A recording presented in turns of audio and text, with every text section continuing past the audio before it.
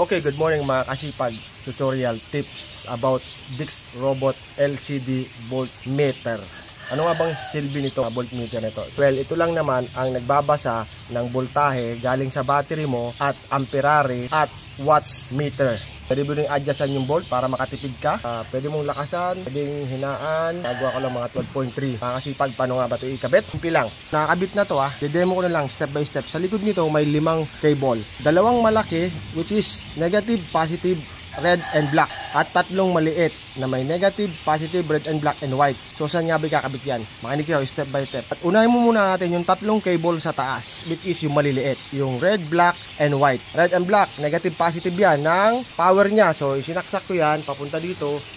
Ayun, 9 volt lang yan USB niya. Pinambort ko sa USB, kaya may power siya. Dito naman tayo sa puti. Yung puti na to, ito yung magde-detect yung amperare at watts meter na kinakain ng load. So nilagay ko yan dito sa positive ng load. Positive ng load, which is inverter ko. Yung puti, ayan, nasa positive. Tapos na tayo dito sa 3. Itong white, red, black. Dito na tayo sa malaking negative, positive na red and black. Unahin natin yung black, negative. Yung black, isinaksak ko sa negative na battery. Yan siya, yan.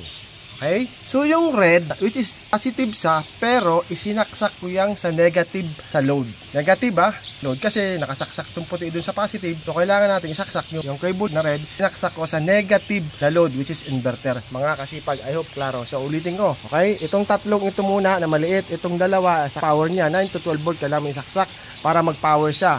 At yung puti, isinaksak ko sa positive na load. Ito naman, 2 dito na malaki na negative, positive. Okay, unahin natin yung negative, yung black. Isinaksak ko yan sa negative sa battery.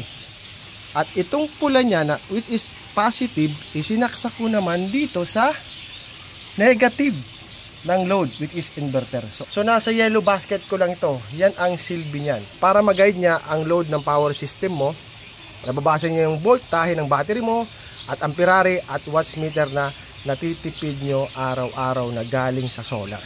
So I hope naintindihan nyo mga kasipag. Hanggang doon lang muna. Once again, hindi ito bago, hindi ito luma, ginagamit ko na at quality na yan. Almost 3 to 4 months ko nang ginagamit to. Solid, so quality. So nasa yellow basket ko lang yan mga kasipag. Kung kailangan nyo to, at least alam nyo na kung paano ikabit. At talagang dapat kailangan nyo to pag meron kayong solar system. So yun lang po. Thank you very much.